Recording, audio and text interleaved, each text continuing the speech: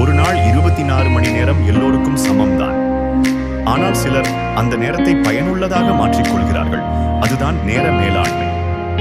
முதலாவது, தினசரி திட்டத்துடன் தொடங்குங்கள். காலை 5 நிமிடங்கள் எடுத்துக்கொண்டு உங்கள் பணிகளை பட்டியலிடுங்கள். இது உங்கள் நாளுக்கு தெளிவையும் சரியான திசையையும் தரும். இரண்டாவது, 2 நிமிட விதியை பின்பற்றுங்கள். ஒரு பணி 2 நிமிடங்களில் முடிந்தால் அதை உடனே செய்து முடித்திடுங்கள். இது சிறிய பணிகள் குவிவதை தடுத்து உங்கள் மனதை இலகுவாக்கும். மூன்றாவது, பெரிய பணிகளை சிறிய பகுதிகளாக பிரித்துக் கொள்ளுங்கள். ஒவ்வொரு பாகமும் ஒரு வெற்றி நடை.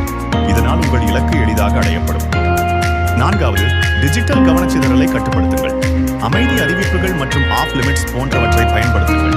ஒரு சிறிய கட்டுப்பாடு உங்களுக்கு பெரிய கவனத்தை கொடுக்கும். ஐந்தாவது, நேர தொகுதிகளை அமைக்கவும்.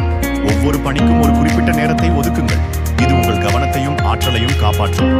ஆறாவது, நாளை சிந்தியுங்கள். நீங்கள் நேரத்தை எப்படி பயன்படுத்தினீர்கள் என்று 2 நிமிடங்கள் சிந்தித்து பாருங்கள். அதனாலேயே உங்களை இன்னும் சிறப்பாக மாற்றும். ஏழாவது, ஓய்வு மற்றும் தூக்கத்திற்கு முன்னுரிமை கொடுங்கள். சரியான ஓய்வு உங்கள் கவனத்தையும் ஆற்றலையும் கூர்மைப்படுத்தும். நேரத்தில் தேர்ச்சி என்பது ஒரே பெரிய மாற்றத்திலிருந்து வருவதில்லை. அது சிறிய பழக்கங்களிலிருந்தே வருகிறது. இன்று தொடங்குங்கள். நாளை வெற்றி நிச்சயம். இந்த வீடியோ பிடிச்சிருந்தா லைக், ஷேர், சப்ஸ்கிரைப் பண்ணுங்க.